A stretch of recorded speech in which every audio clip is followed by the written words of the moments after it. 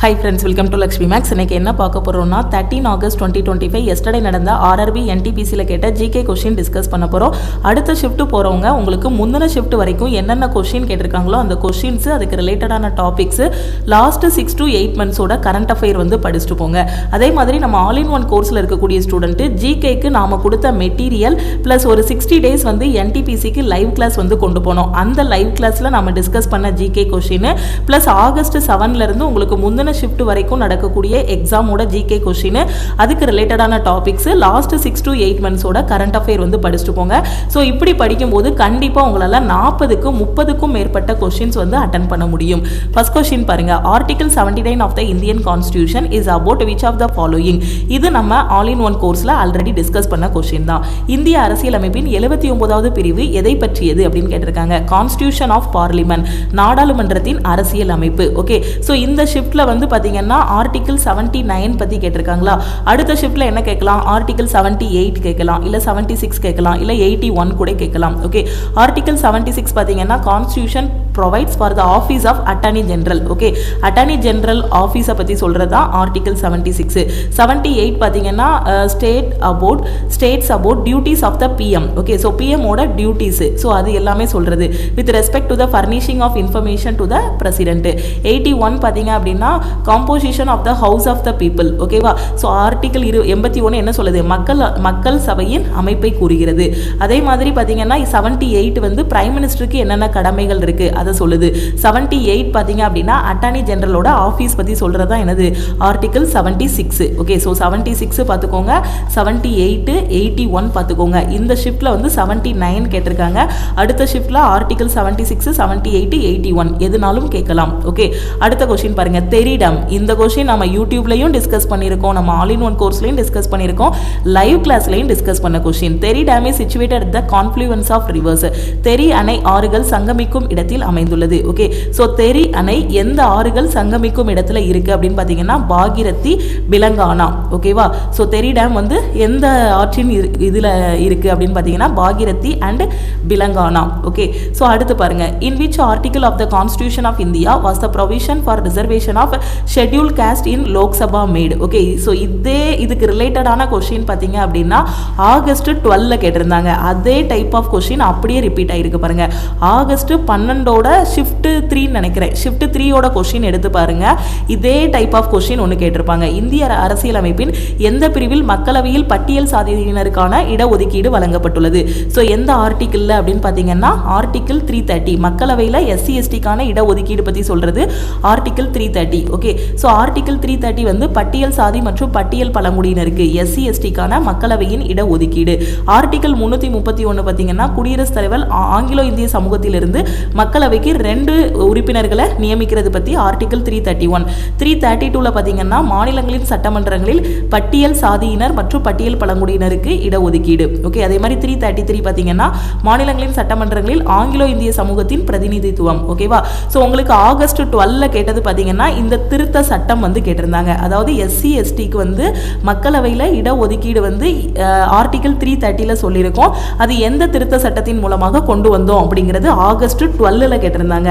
அது எந்த ஆர்டிகிள் அப்படிங்கிறது ஆகஸ்ட் 13 ல கேட்டிருக்காங்க. சேம் டாபிக் தான், ஆகஸ்ட் 12லையும் வந்திருக்கு, ஆகஸ்ட் 13லையும் வந்திருக்கு. இதுக்கு தான் முந்தின ஷிஃப்ட்ல என்ன क्वेश्चन கேட்டிருக்காங்களோ அதுக்கு ரிலேட்டடான டாபிக்ஸ் படிக்கணும். ஓகேவா, 104வது அரசியலமைப்பு திருத்த சட்டத்தின் மூலமாக தான் SC ST-க்கு மக்களவையில இடஒதுக்கீடு பத்தி இது பண்ணியிருக்காங்க. எப்போ வந்துச்சு அந்த 104வது அரசியலமைப்பு திருத்த சட்டம்? ஜனவரி 2020ல. ஓகேவா. Which type of coal is called brown coal? எந்த கோலை நம்ம brown coalனு சொல்லுவோம்? lignite. ஓகேவா. Who was the prime minister of England at the time of India independence? இந்திய சுதந்திரத்தின் போது இங்கிலாந்தோட பிரைம் மினிஸ்டரா இருந்தவர் யாரு? ஓகே, யாரு? அட்லி. ஓகேவா, சோ அட்லி நம்ம வந்து கிளவுமன் அட்லி, ஆனா நாம படிக்கும்போது அட்லின்னு படிச்சிருப்போம் அவரோட நேம். இந்திய சுதந்திரத்தின் போது இங்கிலாந்தின் பிரைம் மினிஸ்டர் யாரு அப்படின்னு பாத்தீங்கன்னா Atlee, கிளவுமன் Atlee. In which Indian states major spoken language is Kumaoni? Okay, so Kumaoni குமோவோனி வந்து எந்த இந்திய மாநிலத்தில் பேசப்படக்கூடிய ஒரு மொழி? இப்போ நம்ம தமிழ்நாட்டில் தமிழ் பேசுகிறோம் இல்லையா, அதே மாதிரி இந்த குமோவோனிங்கக்கூடிய லாங்குவேஜ் எந்த மாநிலத்தில் பேசுகிறாங்கன்னு கேட்டிருக்காங்க, உத்தரகாண்டில். ஓகே, இதுவும் நம்ம என்டிபிசி டெஸ்ட் பேட்சில் உள்ள கொஸ்டின் தான். ஓகே, ஸோ நீங்கள் ஒரு காம்படிட்டிவ் எக்ஸாம் படிக்கிறீங்க அப்படின்னா சிலபஸ் வந்து கம்ப்ளீட் பண்ணணும். நீங்கள் சிலபஸ் கம்ப்ளீட் பண்ணுறதுக்கு நம்ம ஆல் இன் ஒன் கோர்ஸில் எல்லாமே பெர்ஃபெக்டாக கொடுத்துருப்போம் மெட்டீரியல்ஸ். அடுத்து ப்ரீவியஸ் இயர் கொஸ்டின்ஸ் எல்லாமே நீங்கள் ரிப்பீட்டடாக ப்ராக்டிஸ் பண்ணணும். அதுக்கப்புறம் ஃபைனலாக டெஸ்ட் எடுக்கணும். இந்த 3 ஸ்டெப்பையும் கரெக்டாக பண்ணிட்டீங்கன்னா எந்த எக்ஸாம்லனாலும் டாப்பராகவே செலக்ட் ஆகிடலாம். விச் மிடிவல் ரூலர் இன்ட்ரடியூஸ்ட் ஐனி ஐ தக்ஷலா? ஓகேவா, ஐனி ஐ தக்ஷலாவை அறிமுகப்படுத்திய இடைக்கால ஆட்சியாளர் யார்? மிடிவல் ஹிஸ்டரியில் நம்ம படிச்சிருப்போம். ஓகே, ஸோ இந்த ஐ தக்ஷலாவை அறிமுகப்படுத்தியவர் யார் அப்படின்னு பார்த்தீங்கன்னா அக்பர். ஓகே, அடுத்த question, what is the theme of NITI Aayog's 10th governing council meeting? Okay, so இது நம்ம சிஏபிடிஎஃப் கோர்ஸில் உங்களுக்கு கொடுத்த கொஸ்டின் தான். ஸோ அதே கொஸ்டின் அப்படி ரிப்பீட் ஆயிருக்கு. ஸோ இப்போ நீங்கள் எல்லாத்தையும் கரெக்டாக படிச்சுட்டு போயிருந்தீங்க அப்படின்னா எக்ஸாம் ஹாலில் அந்த சிஸ்டமை பார்க்கும்போது, அந்த கம்ப்யூட்டரை பார்க்கும்போது அவ்வளோ சந்தோஷமாக இருக்கும். ஏன்னா நம்ம படித்த கொஸ்டின் எல்லாமே வந்திருக்கும். அப்போ நமக்கு எக்ஸாம் எழுதும் போதே கான்ஃபிடென்ட்டாக தெரியும் இந்த எக்ஸாமில் நம்ம பாஸ் பண்ணிடுவோம், நம்ம வந்து ஒரு டாப்பராகவே செலக்ட் ஆயிடுவோம் அப்படிங்கிறது தெரிஞ்சிடும். Okay, what is the theme of the NITI Aayog's 10th governing council meeting? Okay, so NITI ஆயோகோட 10th கவர்னிங் கவுன்சில் மீட்டிங்கோட தீம் என்ன அப்படின்னு கேட்டிருக்காங்க. ஓகே, ஸோ தீம் என்னன்னா விக்சித் ராஜ்யா ஃபார் விக்சித் பாரத் அட் 2047. ஓகேவா, அட்லீஸ்ட் இந்த இயரையாவது ஞாபகம் வச்சிருக்கலாம் நீங்கள். அதாவது இந்த ஃபுல் வேர்டையும் கூட நீங்கள் மனப்பாடம் பண்ணி ஞாபகம் வச்சிருக்கணும்னு அவசியம் இல்லை. அங்கே ஆப்ஷன் இருக்கும், இந்த விக்சித் 2047 இது மட்டும் ஞாபகம் வச்சிருந்தா கூட ஆன்சர் பண்ணியிருக்கலாம். How long is the tenure of the controller auditor general of India? இந்திய தலைமை கணக்கு தணிக்கையாளரின் பதவிக்காலம் எவ்வளவுன்னு கேட்டிருக்காங்க. எத்தனை வருஷம்? 6 ஆண்டுகள்.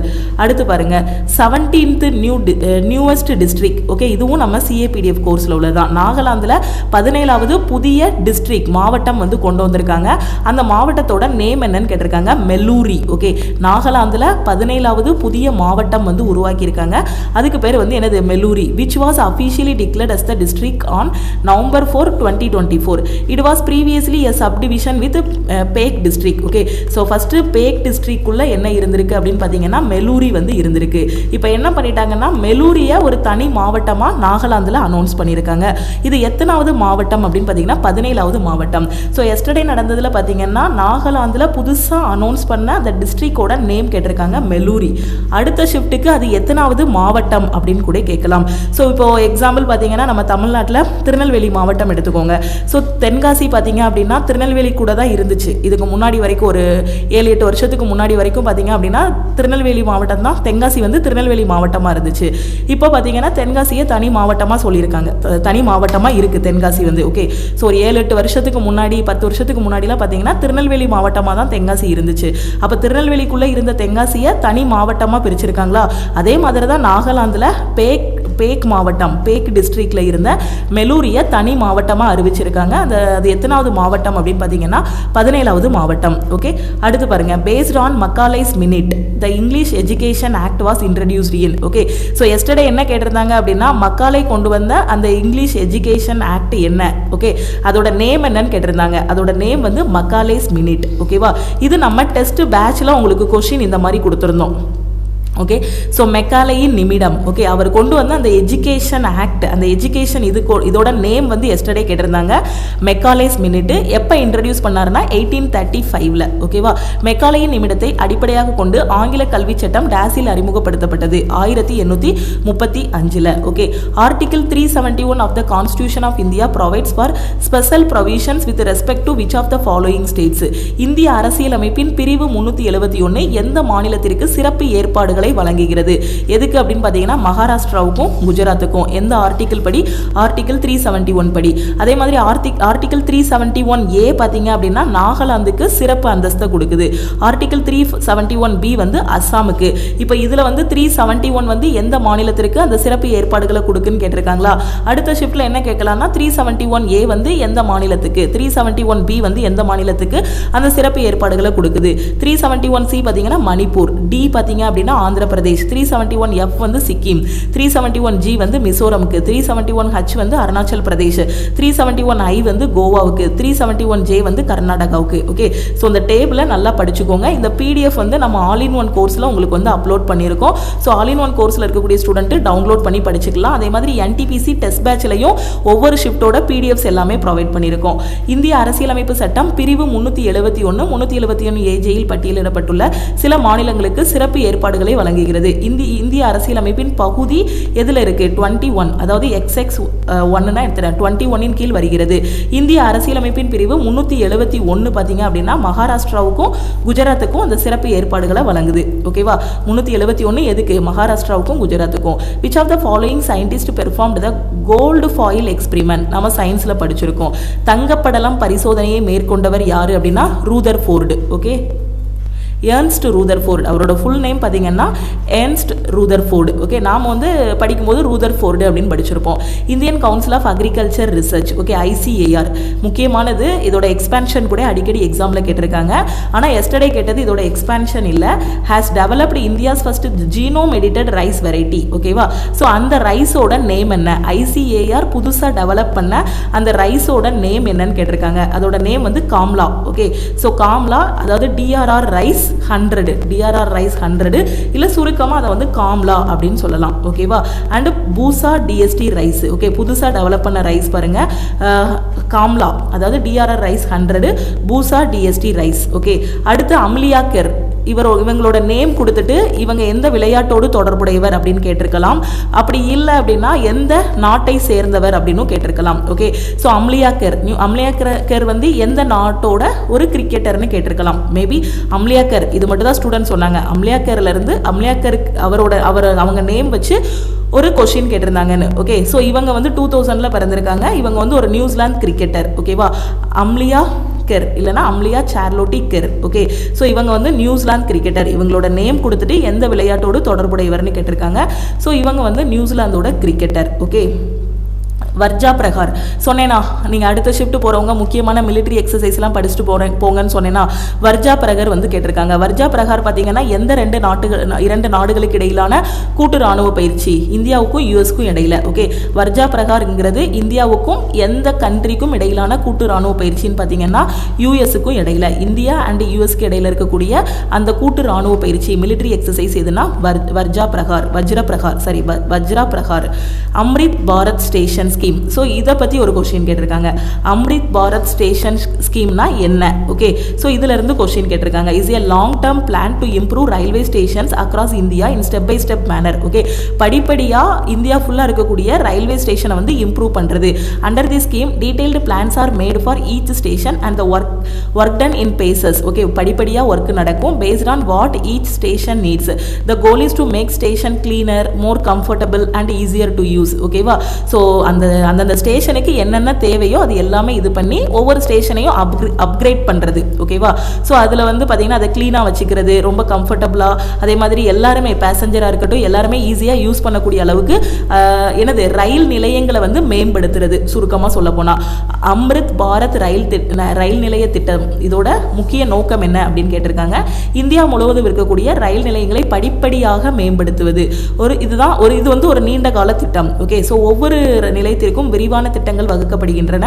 ஒவ்வொரு நிலையத்திற்கும் என்ன தேவை என்பதை பொறுத்து பணிகள் ஒவ்வொரு படிகளாக இல்லைன்னா ஒவ்வொரு கட்டங்களாக வந்து நடத்துவாங்க. ஓகேவா? அதே மாதிரி ஒவ்வொரு ஸ்டேஷனுமே ரொம்ப நீட்டாக இருக்கணும், எல்லாருக்கும் ஒரு வசதியாக எல்லாமே இருக்கிற மாதிரி ஒரு வசதியாக இருக்கணும், ரொம்ப ஈஸியாக பயன்படுத்தக்கூடிய ஒரு இதாகவும் இருக்கணும். Okay, in which year central vigilance commission was created? Central vigilance commission வந்து எப்போ கிரியேட் பண்ணாங்கன்னு கேட்டிருக்காங்க.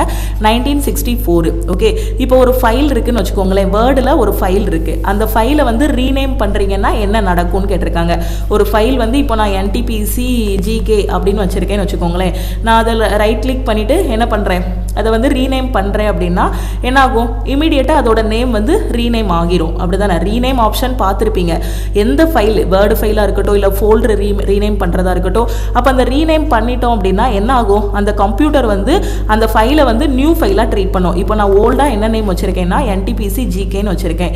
இப்போ நான் ரீநேம் பண்ணுறது நான் என்ன பண்ணுறேன் அப்படின்னா குரூப் டி GK அப்படின்னு மாத்துறேன்னு வச்சுக்கோங்களேன். ஓகே, அந்த ஃபைல் நேம் இந்த மாதிரி மாத்துறேன். ஸோ இப்படி மாற்றும் போது எனக்கு என்ன ஆகும்னா கம்ப்யூட்டர் பொறுத்த வரைக்கும் நான் ரீநேம் பண்ணிட்டேன் அப்படின்னா இதை வந்து ஒரு நியூ ஃபைலாகவே அதை வந்து ட்ரீட் பண்ணும். ஓகேவா? So when a file is renamed in MS Word, the most immediate change is that the file name is updated in the file system. Okay, name வந்து இமீடியட்டாக அப்டேட் ஆயிரும். அப்படி தானே? இப்போ பாருங்கள், ஸோ இதில் வந்து நான் 13 ஆகஸ்ட் ஷிஃப்ட் 1 ஒரு வேர்டு ஃபைல் வச்சுருக்கேன். ஓகே, ஸோ இதை வந்து நான் ரீநேம் பண்ணுறேன். என்னோட லேப்டாப்பில் நான் வந்து ரைட் கிளிக் பண்ணிட்டேன். ரைட் கிளிக் பண்ணிவிட்டு நான் வந்து இங்கே ரீநேம் ஆப்ஷன் வந்து கொடுக்க போகிறேன். ஓகே, ஸோ இதில் வந்து ரீநேம் வந்து நான் வந்து சூஸ் பண்ண போகிறேன். இந்த இருக்குது ரீநேம் கொடுத்துட்டேன் அப்படின்னா இப்போ நான் இதை வந்து வேறு எந்த நேம்னாலும் மாற்றிக்கலாம். 13 ஆகஸ்ட் ஷிஃப்ட் 1 நான் ஷிஃப்ட் 1 அப்படின்னு மாற்றுறேன் அப்படின்னா அந்த ஃபைலோட நேம் பாருங்கள் ஷிஃப்ட் 1ன்னு மாறிடுச்சு. ஓகே, ஸோ இதுதான் ரீநேம் பண்ணுறது. ஆல்ரெடி இருக்கக்கூடிய அந்த ஃபைலோட ஓல்டு நேமை ரீப்ளேஸ் பண்ணிவிட்டு நியூவாக என்ன நேம் கொடுக்குறோம் அப்படிங்கிறோமோ அந்த நேமுக்கு மாறிடும். கம்ப்யூட்டர் அதை எப்படி எடுத்துக்கிடும் அப்படின்னு பார்த்தீங்கன்னா இதை வந்து ஒரு நியூ ஃபைலாக அது வந்து எடுத்துக்கிடும். ஓகேவா? Which is iconic compound. Okay, so இந்த கொஷின் கேட்டுட்டு கீழே ஆப்ஷனில் பார்த்தீங்கன்னா ஒரு 4 ஆப்ஷன் கொடுத்துருந்தாங்க. அதில் ஆன்சர் என்ன வரும்னா சோடியம் குளோரைடு இருந்துச்சு. எது ஐகானிக் காம்பவுண்டுன்னு கேட்டிருக்காங்க? Sodium chloride, NaCl. Which of the following is a balanced chemical equation. Okay, ஒரு 4 ஈக்குவேஷன் கொடுத்துட்டு இதில் எந்த ஈக்குவேஷன் பேலன்ஸ் பண்ணியிருக்காங்கன்னு கேட்டிருக்காங்க. ரொம்ப ஈஸி. உங்களுக்கு கூட்டல் கழித்தல் தெரிஞ்சாலே இதை வந்து நம்ம ஈஸியாக கண்டுபிடிச்சிடலாம். இப்போது left hand side right hand side ரெண்டு பக்கமும் ஈக்குவலாக இருக்கும். அதான் பேலன்ஸ்டுன்னு சொல்லுவோம். இப்போ இங்கே 2 நைட்ரஜன் இருக்கா, ஆனால் இங்கே 1 நைட்ரஜன் தான் இருக்குது. அப்போ இது பேலன்ஸ் ஆகலை. புரியுதா? இங்கே CH4O2 இருக்குது. இங்கே C பாருங்கள் எத்தனை C இருக்குது? இங்கே 1 கார்பன் இருக்குது. ஓகே, ஸோ 1 கார்பன் இருக்குது. ஓகே, இங்கேயும் 1 கார்பன் இருக்குது. கரெக்டு. ஹைட்ரஜன் பாருங்கள் இங்கே 4 ஹைட்ரஜன் இருக்குது. ஆனால் இங்கே எத்தனை ஹைட்ரஜன் இருக்குது? 2 ஹைட்ரஜன் தான் இருக்குது. அப்போ பேலன்ஸ் ஆகலை. Fe2O3 ஃபெர்ரிக் ஆக்சைடு கார்பன் கூட வினைபுரிஞ்சு இரும்பு ப்ளஸ் கார்பன் டை ஆக்சைடாக மாறுது. இப்போ இங்கே இரும்பு பாருங்கள் எத்தனை இருக்குது?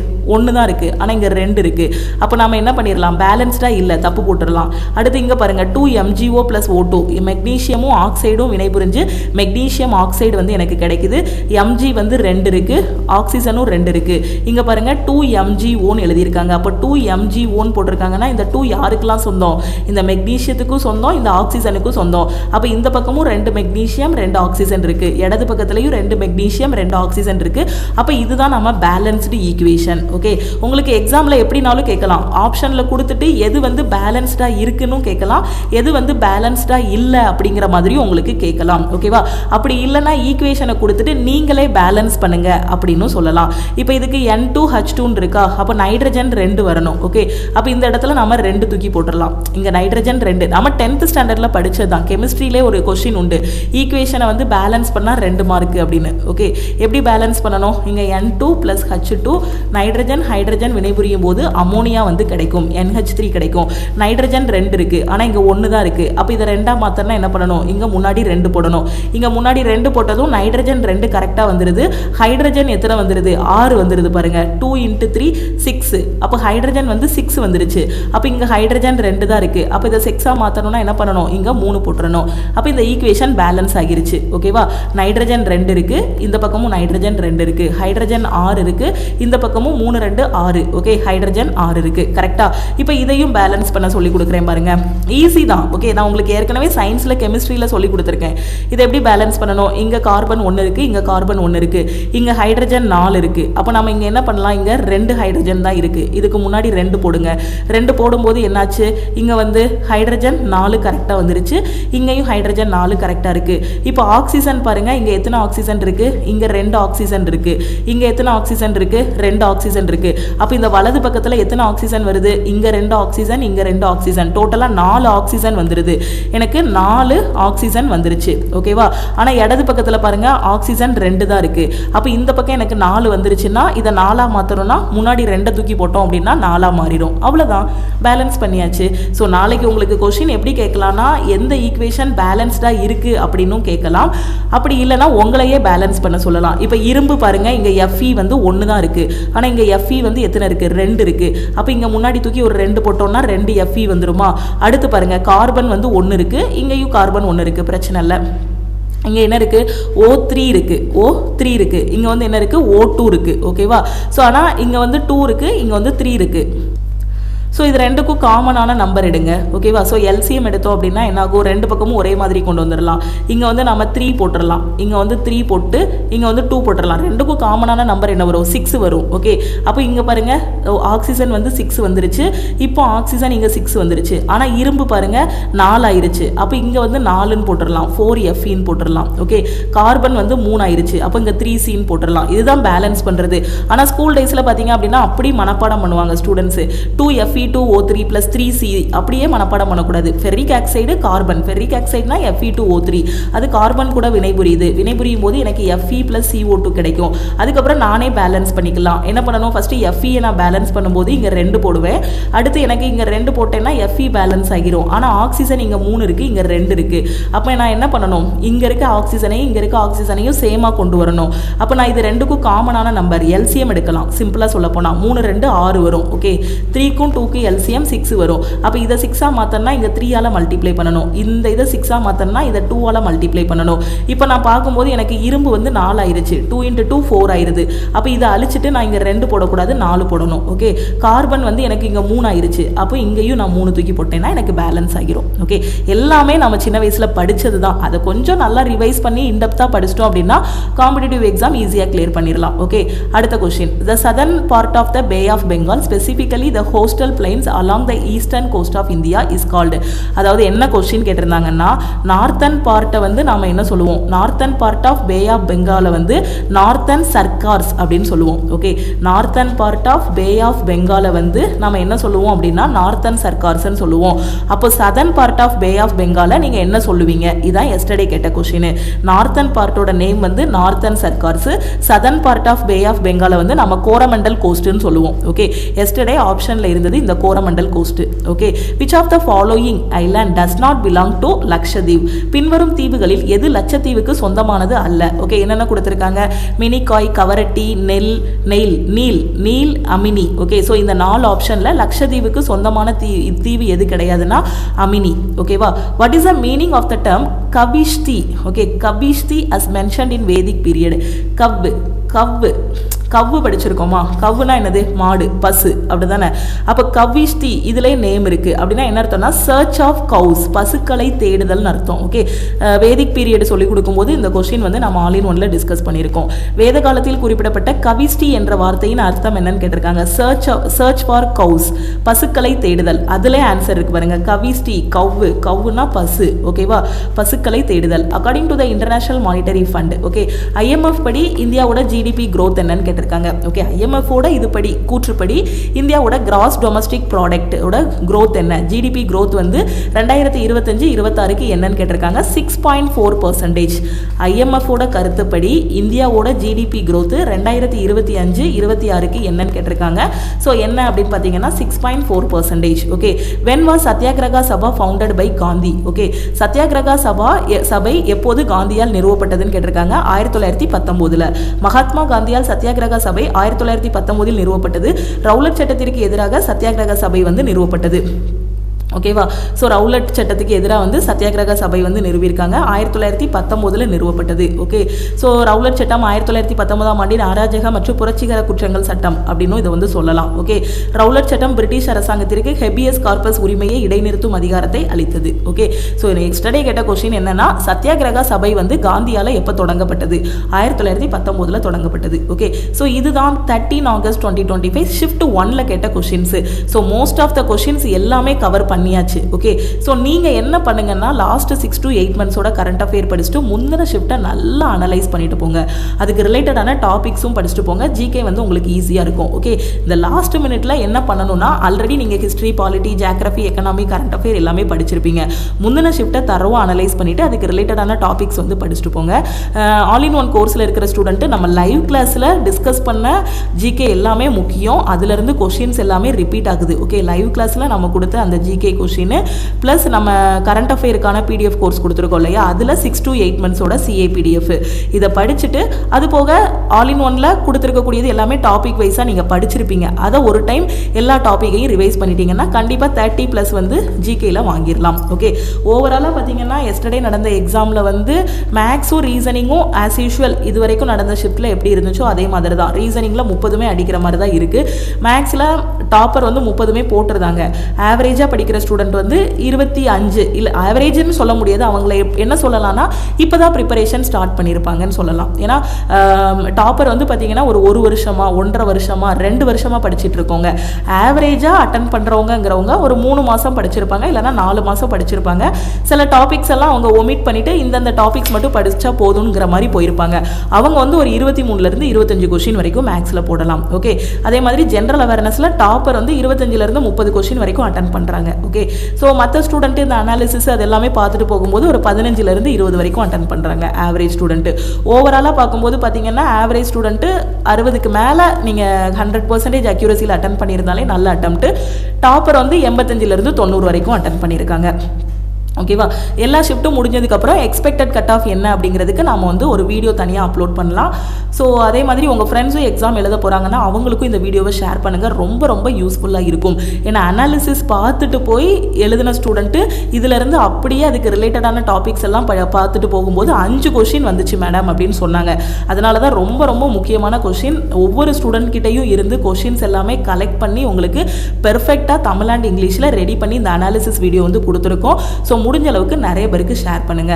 அதுக்கப்புறம் இன்னொரு முக்கியமான அனௌன்ஸ்மெண்ட் என்ன அப்படின்னா, இண்டிபெண்டன்ஸ் டேக்கு நம்ம லக்ஷ்மி மேக்ஸ் ஆப்ல இருக்கக்கூடிய எல்லா கோர்சஸ்க்குமே ஆஃபர் வந்து அனௌன்ஸ் பண்ணியிருக்கோம். இந்த ஆஃபர் வந்து ஆகஸ்ட் 15 நாளைக்கு வந்து உங்களுக்கு க்ளோஸ் ஆகுது. ஸோ இன்னைக்கு இல்லை நாளைக்குள்ளே நீங்கள் நம்ம லக்ஷ்மி மேக்ஸ் ஆப்பில் இருக்கக்கூடிய கோர்சஸில் ஜாயின் பண்ணுறீங்க அப்படின்னா ஆஃபர் ப்ரைஸ்லேயே ஜாயின் பண்ணிக்கலாம். ஆல் இன் ஒன் கோர்ஸோட ஃபீஸ் வந்து 2500 நீங்கள் 1899 மட்டும் பே பண்ணால் போதுமானது. 50க்கும் மேற்பட்ட சென்ட்ரல் கவர்மெண்ட் எக்ஸாம்ஸ் எல்லாமே ஃபஸ்ட் அட்டெம்ப்டில் கிளியர் பண்ணுற மாதிரி பெஸ்ட்டான கிளாஸஸ் கொடுத்துருப்போம். நம்ம கோர்ஸில் என்ன கொடுத்துருக்கோமோ இதை மட்டும் நீங்கள் படித்தாலே ஒரு டாப்பராகவே உங்களால் செலக்ட் ஆக முடியும். ஓகே, அதே மாதிரி NTPC டெஸ்ட் பேட்சுக்கான ஆஃபர் ஃபீஸ் வந்து 399, மேக்ஸ் அண்ட் ரீசன் க்கான ஆஃபர் ஃபீஸ் வந்து 1199, சயின்ஸ் அண்ட் ஜெனரல் அவேர்னஸ்க்கு பார்த்தீங்கன்னா 699, கரண்ட் அஃபேருக்கான பிடிஎஃப் கோர்ஸோட ஃபீஸ் வந்து 399, இங்கிலீஷோட A to Z சீரிஸ்க்கு 599, குரூப் டியோட டெஸ்ட் பேட்சோட ஃபீஸ் வந்து 399, SSC MTSோட டெஸ்ட் பேட்சோட ஃபீஸ் வந்து 399. ஓகே, ஸோ இந்த ஆஃபர் வந்து 15/8/2025 நாளைக்கு வந்து க்ளோஸ் ஆகிரும். ஓகே, ஸோ முடிஞ்ச அளவுக்கு குயிக்காக ஜாயின் பண்ணிக்கோங்க. RRB குரூப் டிக்கான final selection batch, SBI and IBPS கிளர்க்குக்கான நியூ பேட்ச், IB செக்யூரிட்டி அசிஸ்டன்ட்டுக்கான பேட்ச், டெக்னீஷியன் கிரேட் 1 and 3க்கான பேட்ச், MTSக்கான ஃபைனல் பேட்ச், இது எல்லாமே நம்ம நியூவாக ஸ்டார்ட் பண்ணியிருக்க பேட்ச். இதில் எப்படி ஜாயின் பண்ணணும் மேம் அப்படின்னா, இதுதான் டீமோட வாட்ஸ்அப் நம்பர். இந்த நம்பரை லக்ஷ்மி மேக்ஸ்ன்னு சேவ் பண்ணிவிட்டு நீங்கள் ஆல் இன் ஒன் ஜாயின் பண்ணால் ஐ வாண்ட் ஆல் இன் ஒன்னு மெசேஜ் பண்ணுங்கள். கரண்ட் அஃபேர் ஜாயின் பண்ணால் I want CA PDF message பண்ணுங்கள். இந்த NTPCக்கு எனக்கு 6 to 8 monthsோட கரண்ட் அஃபேர் வேணுங்கிற ஸ்டூடெண்ட் இந்த ஆஃபர்லேயே ஜாயின் பண்ணிட்டீங்கன்னா நீங்கள் 399 பே பண்ணி கரண்ட் அஃபேரில் ஜாயின் பண்ணிக்கலாம். ஓகேவா, ஸோ அதே மாதிரி பார்த்தீங்கன்னா நீங்கள் இப்போ மேக்ஸ் அண்ட் ரீசனிங்கில் ஜாயின் பண்ணுறீங்க அப்படின்னா இந்த நம்பருக்கு ஐ வாண்ட் மேக்ஸ் அண்ட் ரீசனிங்னு மெசேஜ் பண்ணுங்க. 1 year வேலிடிட்டியில் ஆல் இன் ஒன் கோர்ஸில் ஜாயின் பண்ணுறீங்கன்னா 1499 மட்டும் பே பண்ணால் போதுமானது. லைஃப் டைம் வேலிடிட்டியில் ஜாயின் பண்ணுறீங்கன்னா 1899 மட்டும் பே பண்ணுங்க. ஆப்பில் போய் பார்த்தீங்கன்னா ஃபீஸ் வந்து 2500 இருக்கும். டீமுக்கு காண்டாக்ட் பண்ணிட்டீங்கன்னா அவங்க ஜிபே நம்பர் இல்லை அக்கௌண்ட் நம்பர் கொடுப்பாங்க. அதுக்கு நீங்கள் ஆஃபர் ப்ரைஸ்லேயே ஜாயின் பண்ணிக்கலாம். இதில் இருக்கிறத மட்டும் நீங்கள் ஃபாலோ பண்ணாலே போதும். இது வரைக்கும் நான் எக்ஸாமுக்கு ப்ராப்பராக படித்ததில்லை மேடம், சும்மா அப்ளை பண்ணியிருக்கேன். எக்ஸாமுக்கு 1 week பிஃபோர் தான் ஜஸ்ட் 2-3 கொஸ்டின் ரெஃபர் பண்ணிட்டு போய் எழுதுவேன். நான் இப்போ பேசிக்லேருந்து படிக்கணும், எனக்கு ஒரு ப்ராப்பரான கைடன்ஸ் வேணுங்கிற ஸ்டூடெண்ட்டு ஆல் இன் ஒன் கோர்ஸில் குயிக்காக ஜாயின் பண்ணிக்கோங்க. ஏன்னா 1899க்கு எல்லா சப்ஜெக்ட்டும் கவர் பண்ணி எல்லா சென்ட்ரல் கவர்மெண்ட் எக்ஸாமும் உங்களுக்கு கிளியர் பண்ணுற மாதிரி பெர்ஃபெக்டாக கொடுத்துருக்கோம். அதே மாதிரி மெட்டீரியல்ஸ் எல்லாமே இதிலே ப்ரொவைட் பண்ணியாச்சு. வேறு எதுவும் எக்ஸ்ட்ரா புக்ஸ் எதுவுமே நீங்கள் வாங்க வேண்டாம்.